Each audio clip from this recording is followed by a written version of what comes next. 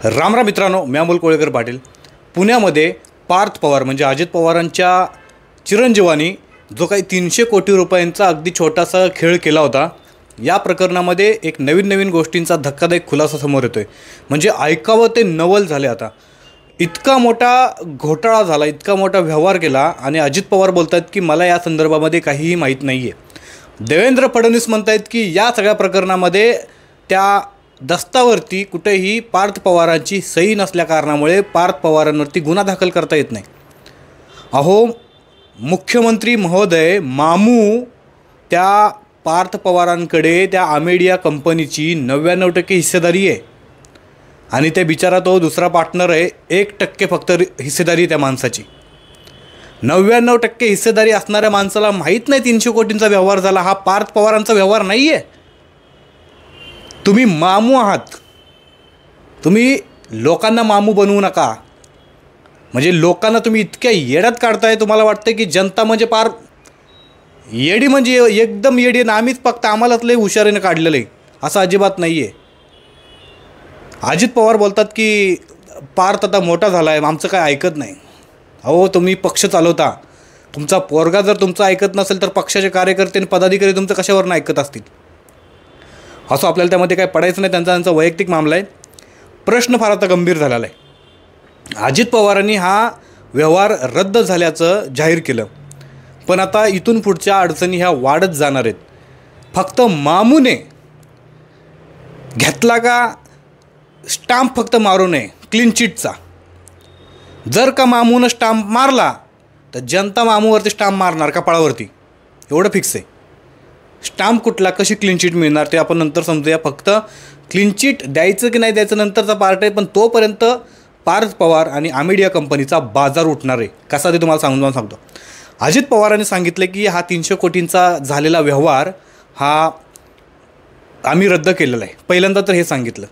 त्याच्यानंतर सांगितलं की हा व्यवहारामध्ये कुठल्याही प्रकारचा आर्थिक व्यवहार झालाच नाही. याचा अर्थ 300 कोटी रुपयांचा फक्त कागदोपत्री व्यवहार झाला. आम्ही त्यांना कुठल्याही प्रकारचे पैसे दिले नाहीत.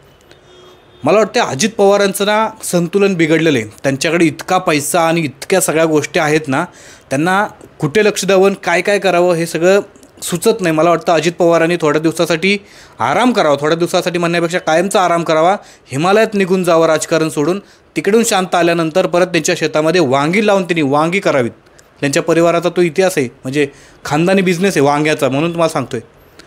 कारण अजित पवार आता एक गोष्टी ज्या बोलत चाललेत ना, ह्याच्यामुळे ते अडकत चाललेत.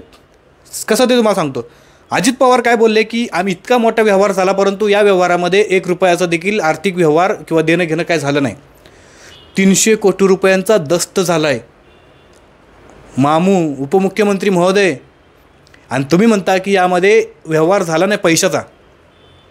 हा तर सगळ्यात मोठा 300 कोटी रुपयांचा मनी लॉन्ड्रिंगचा विषय आला. मग यामध्ये ED CBIने सगळ्यांनी एंट्री करावी.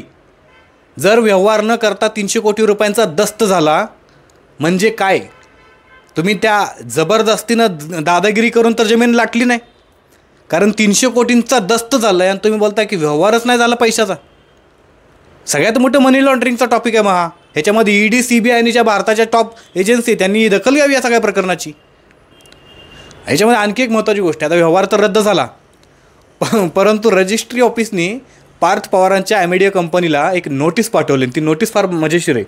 त्या नोटीसमध्ये सांगितलं की बाबा 21 व्यवहार करायचा असेल तर कर, नाही करायचा तो आमचा पार्ट नाही, पण तू आमच्यापर्यंत आला आहे त्याचा अर्थ तुला 21 कोटी रुपये स्टॅम्प ड्युटी भरावं लागेल आणि 21 कोटी रुपये दंड भरावा लागेल. 42 कोटी रुपये तुला भरावे लागतील. तुला व्यवहार करायचा असेल तर कर, जमीन घ्यायची असेल घे, नाही घ्यायची तू परत दे, आम्हाला त्याच्याशी काही घेणं देणं नाही. तुला 42 कोटी रुपये भरावे लागतील. म्हणजे साधी सिंपल असं गोष्ट आहे. याच्यामध्ये व्यवहार जरी रद्द झाला तरी आता 42 कोटी रुपये भरावे लागतील. पण लक्षात घ्या, 70 हजार कोटी रुपयांचे घोटाळे पचवणाऱ्यांसाठी 42 कोटी रुपये म्हणजे फार छोटी गोष्ट आहे. हा मामूने मधला मार्ग काढलेला असू शकतो, कारण काल मामूसोबत सह्याद्री अतिथीगृहावरती किंवा वर्षा निवासस्थानी मोठी बैठक पार पडली दोघांची. त्याच्यामधून हा मार्ग निघालेला दिसतोय की पार्थ पवारांनी जेलमध्ये जाण्यापेक्षा 42 कोटी रुपये जे काही नुकसान भरपाई असेल ती भरा आणि त्यातनं बाहेर पडा. मामूचं डोकं असू शकते. मामू फार डोकं चालवतं ह्या सगळ्या प्रकरणामध्ये.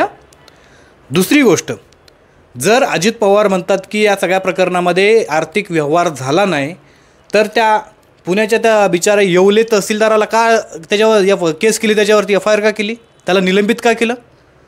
ते दुसरा दुय्यम निबंधक, तिसरा देखील निबंधकाला तुम्ही कारवाई का केली जर हा व्यवहारच झाला नाही तर?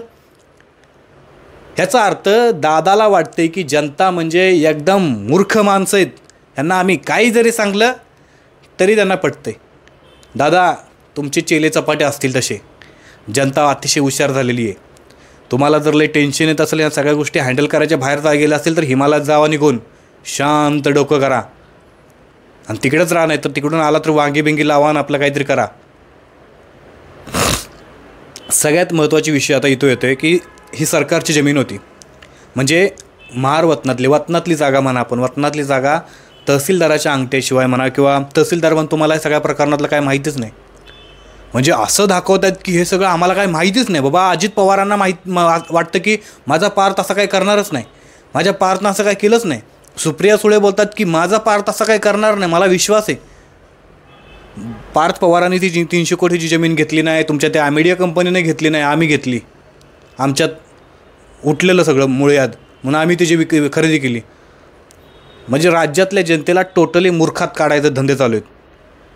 ह्याच्यामध्ये आणखी एक महत्त्वाची गोष्ट तुम्हाला सांगणारे, हे अजित पवारांच्या संदर्भामध्ये सरकारमध्ये असताना अजित पवार हे सगळे प्रकरणं बाहेर कशी यायला लागली, कारण हे प्रकरण मे महिन्यातलं आहे. मे महिन्यामध्ये हा दस्त झाला. याच्यावरती जर तारीख बघितली ना तुम्ही तर हा मे महिन्यातला दस्त आहे. मे, जून, जुलै, ऑगस्ट, सप्टेंबर, ऑक्टोबर, नोव्हेंबरमध्ये हा प्रकरण बाहेर पडले. ह्याचा अर्थ सरकारमधला एक तो चेहरा आहे, आता तो कोण आहे तुम्ही ओळखा, तो चेहरा ह्या सगळ्या गोष्टी काढून दादाला ब्लॅकमेल करतोय. दादाला पण एक दिवशी वाटेल झक मारली मी याच्या नादाला लागलो. येईल तो क्षण, तुम्ही जास्त दिवस वाट बघू नका. कारण तो असा व्यक्ती आहे ना, एवढा तो खतरनाक आहे. त्या व्यक्तीचं उद्धव ठाकरेंसोबत देखील जुळलं नाही. 20-25 वर्षाची घनिष्ठ मैत्री राज ठाकरेसोबत जुळलं नाही, एकनाथ शिंदेसोबत जुळलं नाही, कुणासोबतच जुळत नाही त्यांच्या व्यक्तीचं. अजित पवारांसोबत कसं काय जुळेल? कारण त्या व्यक्तीला स्वतःचा स्वार्थ सगळ्यांपेक्षा मोठा आहे. तो व्यक्ती कोण आहे तुम्हाला माहिती असेल तर, नसेल माहिती तर कमेंट करून सांगा, असेल माहिती तर कमेंट करून सांगा. पण पवारांनी म्हणजे पार्थ पवारावरती गुन्हा दाखल का नाही झाला, किंवा गुन्हा दाखल होईल का? जरी व्यवहार रद्द झाला असला तर ही कुठली पद्धत आहे? तुमची चूक सापडल्यानंतर तुम्ही व्यवहार रद्द करणार. आजपर्यंत तुम्हाला व्यवहार रद्द करायचं का नाही का वाटलं? तुमच्या पोरानं 300 कोटींची जमीन घेतली, 1800 कोटींची जमीन 300 कोटीला घेतली, तेही सरकारचा कर बुडवून. उपमुख्यमंत्र्यांना माहीत नाही ही गोष्ट. तुमच्या बोकांडी आल्यानंतर तुम्ही फक्त सांगता की नाही आमचा तर व्यवहार रद्द झाला. व्यवहार रद्द वगैरे काय नाही, उपकार नाही करत तुम्ही या महाराष्ट्रावरती व्यवहार रद्द करून.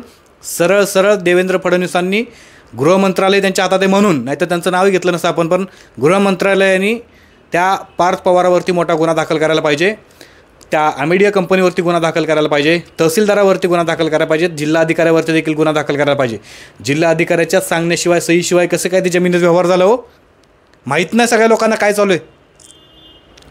आणि त्याच्यामुळं तुम्हाला काय वाटतं, पार्थ पवार हा जेलमध्ये जाईल का मामू पार्थला देखील क्लीन चिट देतील? बापाला तर दिली 70,000 कोटी डेकर दिली, 300 कोटीला पण डेकर देतील.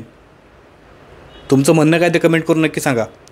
पार्थ पवारांनी जर हा व्यवहार केला असेल म्हणजे काय केलाच आहे, रजिस्ट्री झाली याचा अर्थ केला आहे.